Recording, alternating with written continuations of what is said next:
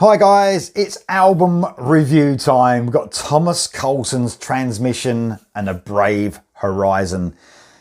Thomas Carlsen is a Norwegian artist. He's a songwriter, multi-instrumentalist, an amazing talent. And this is his debut album, and you wouldn't believe it was his actual debut album. It's just mad. This was released on July the 14th on RFL Entertainment. So it took a little while to get round to doing the review, but I listened into this album this week and I'm blown away. Man, it is amazing. If you love 80s metal, you're going to absolutely love this. Like I said, it got an EP came out, I think it was last year, called Redemption. The year before, I think it might have been actually. Great EP. What an introduction to Thomas Carlsen. But man, I really can't believe, I don't think I've heard, I know sometimes a band releases their debut album or EP and it's brilliant, and it was. Redemption was excellent. But sometimes you get a band release their debut album or the second album and it becomes a massive step up from what you hear. That's what's happened here. Everything is just stepped up to an amazing bit of quality throughout this album. The songwriting especially is just brilliant. And this is totally guitar driven. It's a real guitar. Any fans of guitar work are going to love this. There's some amazing work across this album. This was actually written, recorded in Carlsen's studio, and it's got an amazing sound to it. It's just mental, isn't it, what you can do in the studio these days. You know, in the 80s, for instance, you know, you used to go to the best producers to get an album that sounded any good. This album is amazing. He's done a brilliant job. And, you know, and to think that he's the old multi-instrumentalist, he's a songwriter and he's an excellent producer as well. This album sounds excellent. Everything, nothing is spared. The bass is brilliantly in the mix. The guitars, of course, are. The vocals are perfectly balanced. The drums sound amazing. It sounds great, guys. So yeah, plays all the instruments, this guy. It's just mental. There's 5 different vocalists used across this album, and I'll tell you what I like. I like the fact that they've got similar styles. They don't sound exactly the same, but they've got this real powerful metal vocal where it's not completely different vocalists. And what that does, that makes the sound of the album and the album in general, when you listen to it front to back, it makes it feel so cohesive. I don't know about you guys, but when I hear an album with lots of vocalists on it and they're all completely different, it sort of takes me out of that feel of the album. Not in this case. They're all got that powerful, like I said, metal sort of high-end vocals that, you know, that mid-80s metal that we love. So 5 different vocalists, like I said, and all brilliant, by the way. I'll tell you what I love about it as well. Thomas Carlsen is obviously influenced. And he's not ashamed of it. He's proud of it. He's influenced by Maiden, especially. And you can really hear that in the music. And what I love about these vocalists on this album, he's got vocalists that have got the power and the soaring technique that Dickinson has got, that Bruce Dickinson has got. But none of them sound like Bruce Dickinson. I think that's a bit of an issue these days. There's a few bands, which I will not mention, that it turns me off of them because they're Bruce Dickinson clones and they're trying to sound exactly like Bruce Dickinson. And because it's not Bruce Dickinson, I'm like, oh man, no, don't try to sound like him. You sound exactly like him. Not in this case. These guys are as good technical wise as Bruce Dickinson, but none of them have got the same sound as him. They don't sound like Bruce Dickinson.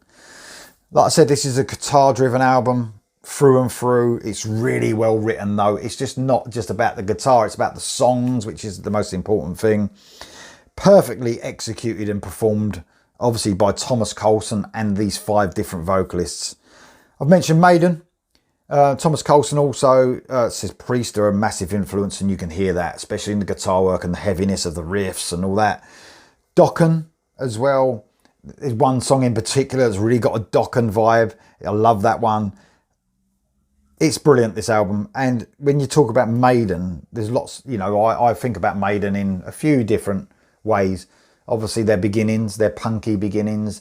Then when Dickinson joined the band, they've got that their best period, I would say, probably up to, for me anyway, my opinion, up to Power Slave. And I think that period is what Thomas Carlsen captures in his influence from Maiden. Of course, we can talk about the other Maiden, you know, parts of Maiden, but he's got them in that, you know, from Number of the Beast to Power Slave. Even in the guitar tone, it sounds amazing. It really does. And especially the Power Slave era, I would say, because of the technical wizardry of the guitar work on this album. I think the best guitar album by Maiden, the time when it was my favourite bit of guitar work, was Power Slave. It was really intricate. Some of the best guitar work they've ever done. Well, the best guitar work I think Maiden have ever put together.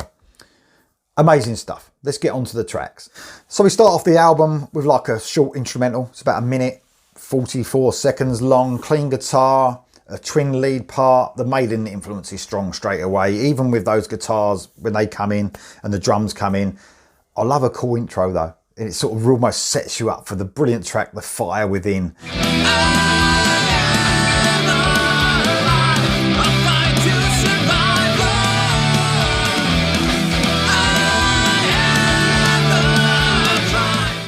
And it perfectly transitions into it immediately.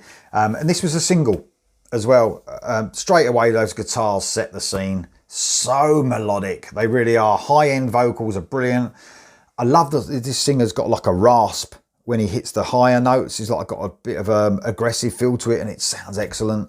The first solo kicks in over an aggressive sort of rhythm guitar part, and you feel the energy lifted up a notch in that guitar part in the solo, before a classic twin lead part. It's a great song to start off the album. Flight of the Wolves is next. That pumping energy from the last track carries on with this great song, and some busy riffing mixed with intricate guitar melodies. That aggression again being an important part to really emphasize the energy in this one. Totally down to the songwriting as well. You know, the great songwriting by Thomas Carlsen. There's an amazing extended solo section with another hooky guitar melody that sort of latched onto the end of it. A brilliant start to the album, like the 1-2-3 punch is excellent. Then we move on to Keys to Reality.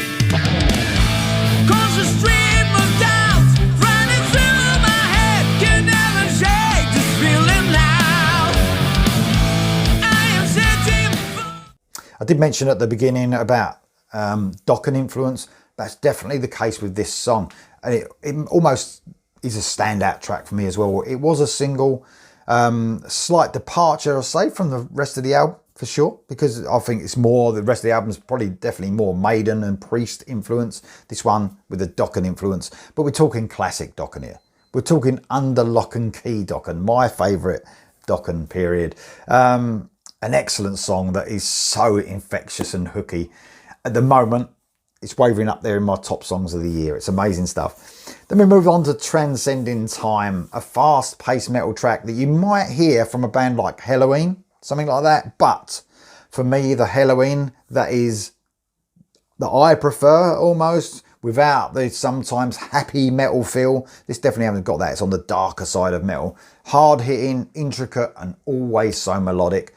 Some amazing high-end screams as well throughout from the vocalist on this one.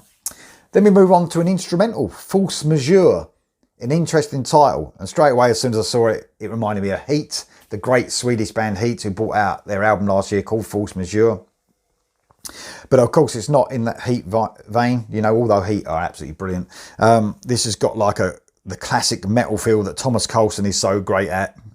I'm not usually an instrumental guy. I'm far from it. But because of the amazing musicianship, and this is such an amazing bit of guitar work, it even gives Maiden's Lost for Words a run for its money. Probably one of my favourite instrumentals. Then we move on to the song Crownless.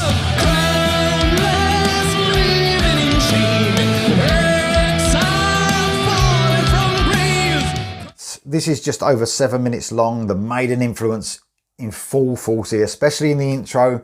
But of course, we are talking no fucking around Maiden. I did mention the best time of Maiden. Maiden fuck around a little bit now, don't they? They take their time getting to the crux of the song. Thomas Carlsen doesn't at all.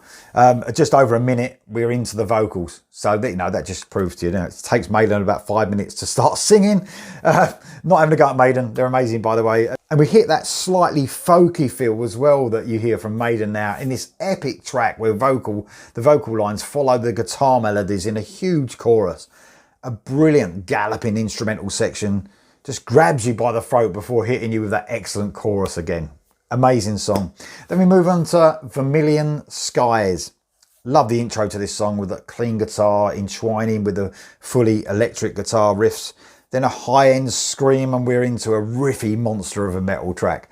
It's really technical, this song, but full of groove at the same time. We get a slight reprieve from the heaviness with a short, quiet part, but it doesn't waste any time getting back into the metal. Great track. Climbing the Heights is the next track. This has got a sort of a real new wave of British heavy metal riff. Reminds me a little bit of 2 Minutes to Midnight at the beginning, actually. Some amazing vocal highs, and it's like Carlsen's musical heroes are just honoured and summed up in this track, especially with Maiden, and a little bit of Priest as well, and maybe some Saxon I can feel in this song. Groove-laden classic metal. And then we finish off the album with The Distant Chimes.